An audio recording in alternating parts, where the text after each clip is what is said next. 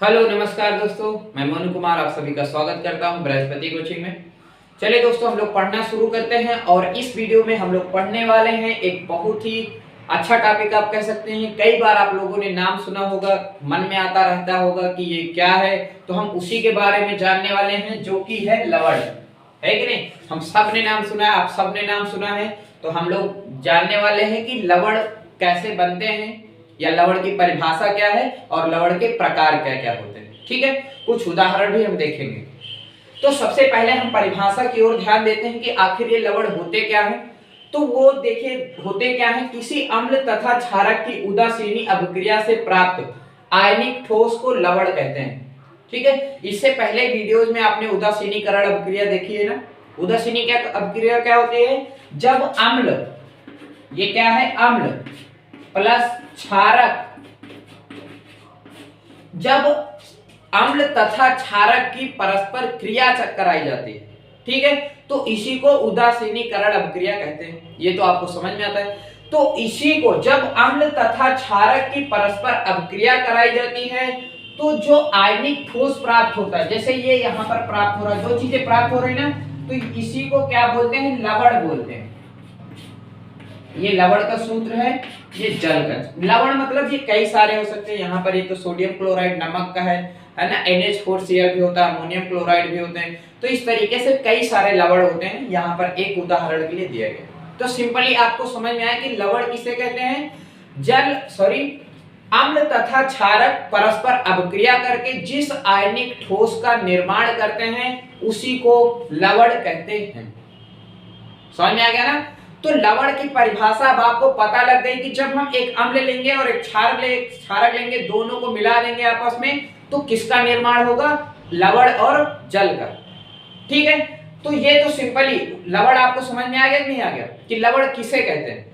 ठीक है, अब ये क्लियर हो गया। उसके बाद एक सिद्धांत आप पढ़ते आ रहे हैं जो कि अम्ल की परिभाषा में भी देखा था, क्षारक की परिभाषा में भी देखा था, आरहेनियस सिद्धांत, है ना।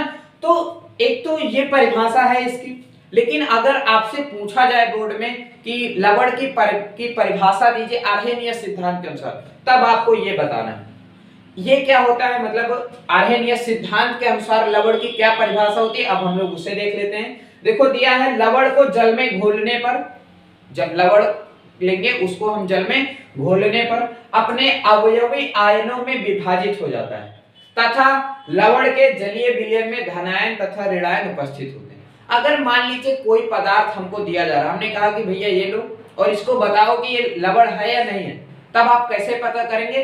तब आप देखो क्या दिया, लवण को जल में घोलने पर, हम इसको क्या करेंगे? जांचने के लिए जल में घोल देंगे, उसी को जलीय विलयन बोलते हैं। ध्यान रखना, बार बार जलीय विलयन शब्द कहीं कहीं पर आ रहा है। तो जलीय विलयन का मतलब यह है कि जल में किसी चीज को घोला जा रहा है, किसी पदार्थ को, ठीक, उसी को जलीय विलयन बोलते हैं। तो लवण को जब जल में घोलने पर यह अपने अवयवी कणों में या आयनों में विभाजित हो जाता है। जैसे मान लो उदाहरण के लिए हमने नमक को, आप गिलास ले लीजिए, उसमें पानी ले लीजिए और इसमें आप क्या डाल दिए, क्या डालना है आपको? नमक, NaCl।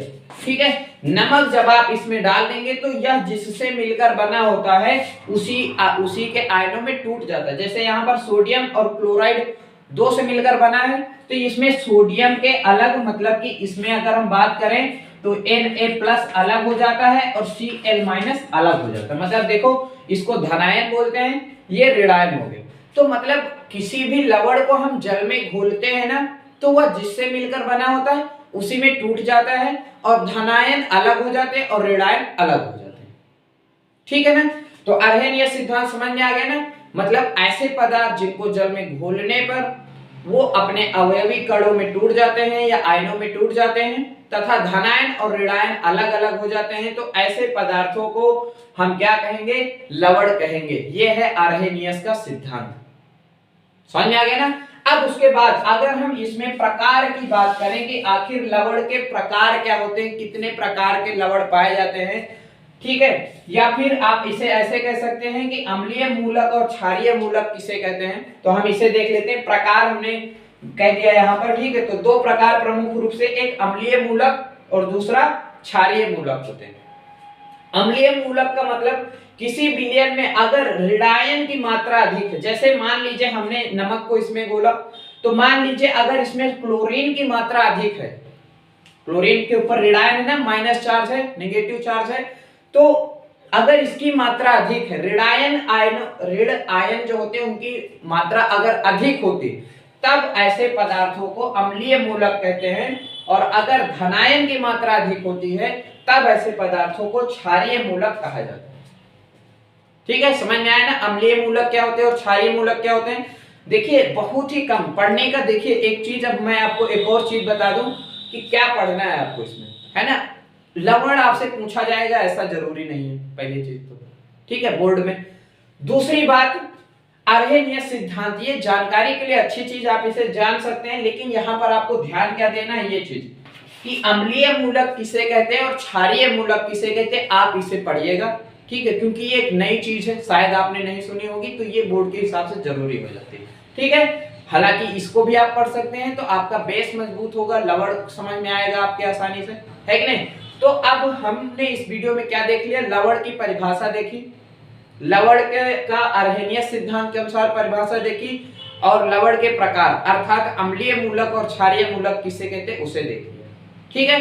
तो इतना ही रहेगा इस वीडियो में। थैंक यू दोस्तों, मिलते हैं नेक्स्ट वीडियो में नेक्स्ट टॉपिक के साथ। Thank you.